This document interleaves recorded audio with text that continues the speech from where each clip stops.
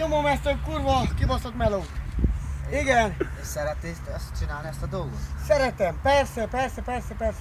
És, És nagyon jó, működik a dolog.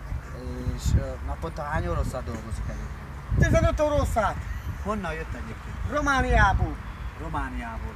És családja van? Van, 4 fiú meg egy lány. 4 fiú meg egy, nagyon helyes. És hány éves maga egyébként? 44. 44, nagyon helyes.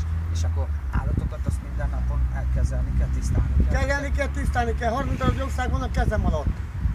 30 darab jószág, és a 30 darab jószágnak, ha ellopnak 3-at, 4-et, akkor mennyi marad? Kevés. Az mennyi az a kevés?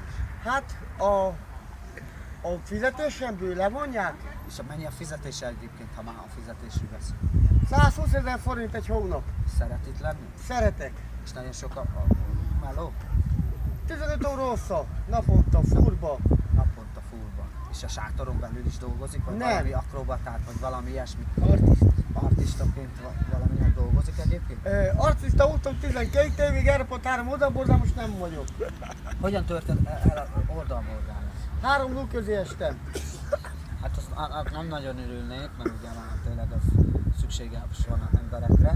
És akkor mivel foglalkozik? Mert látom, itt van egy szép csodálatos talicskája, ezzel trágyát, vagy Trágyát a jószágokkal. és a trágyában hova szállítják? Tehát mikor Szállítsuk van a mezőre.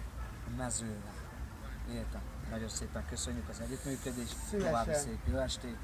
Viszontlátás. Oké. Tedd fel öcsém az internetre, bátyú.